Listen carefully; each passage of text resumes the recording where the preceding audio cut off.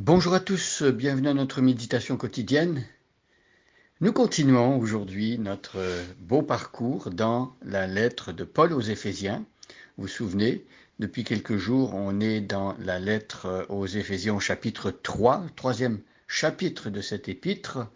Je vous encourage d'ailleurs, si vous n'avez jamais eu l'occasion de lire en entier l'épître aux Éphésiens, prenez quelque temps pour lire, pour remettre tout ce qu'on dit là en contexte. C'est vraiment une des lettres les plus riches, une des lettres les plus abouties qui nous parle du plan de Dieu, qui nous parle de l'Église de Dieu et qui nous parle aussi des barrières qui sont renversées et qui souvent empêche les hommes d'entrer en communion avec les autres, les uns et les autres, eh bien Paul nous dit que par le mystère et la révélation de l'Évangile, les barrières tombent. Alors je vais commencer à lire aujourd'hui le verset 1 et nous allons nous retrouver ensuite au verset 11 et méditer plus particulièrement ce passage. Donc Éphésiens 3, versets 1 à 11, et nous nous arrêtons plus particulièrement sur le verset 11.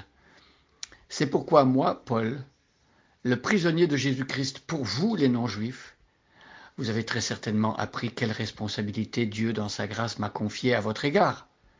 Par révélation, il m'a fait connaître le secret de son plan que je viens de résumer en quelques mots.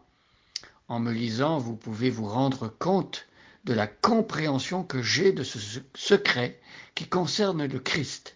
En effet, Dieu ne l'a pas fait connaître aux hommes des générations passées comme il l'a révélé maintenant par le Saint-Esprit à ses apôtres, ses prophètes qu'il a consacrés à son service. Et ce secret, c'est que par leur union avec Jésus-Christ, les non-juifs reçoivent le même héritage que nous, les juifs. Ils font partie du même corps et on part à la même promesse par le moyen de l'Évangile. C'est de cet Évangile que je suis devenu le serviteur. Tel est le don que Dieu m'a accordé dans sa grâce par l'action de sa puissance. Oui, c'est à moi, le plus petit de tous les membres du peuple saint, que Dieu a fait cette grâce d'annoncer aux non-juifs les richesses insondables de Christ et de mettre en pleine lumière pour tout homme la façon dont Dieu mène ce plan à sa complète réalisation.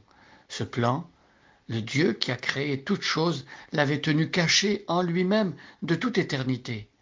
Par cette mise en lumière, les autorités et les puissances dans le monde céleste peuvent connaître par le moyen de l'Église les aspects infiniment variés de sa sagesse. Verset 11. Cela s'accomplit conformément à ce qui a été fixé de toute éternité et qui s'est réalisé par Jésus-Christ, notre Seigneur.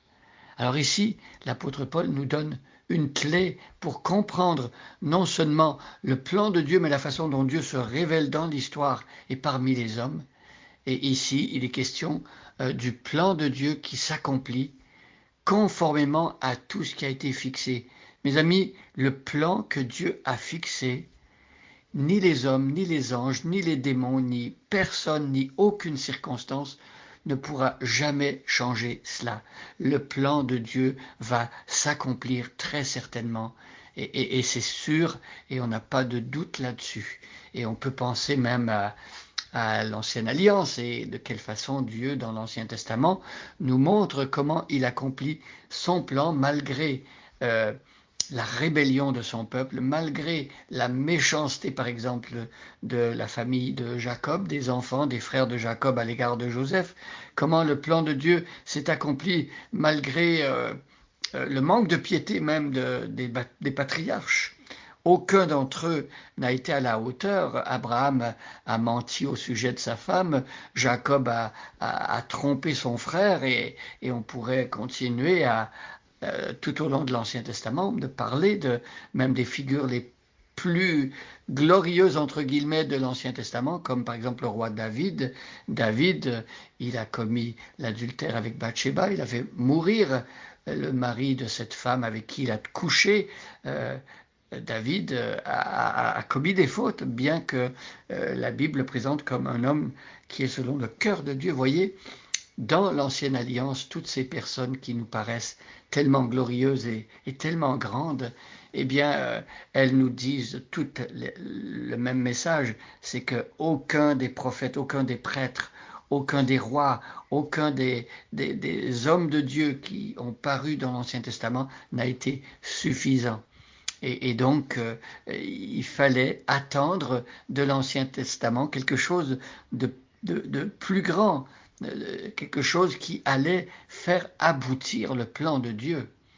Et nous voyons ici que de toute éternité, Dieu avait décidé que c'était Yeshua, Jésus, le Christ, le Messie.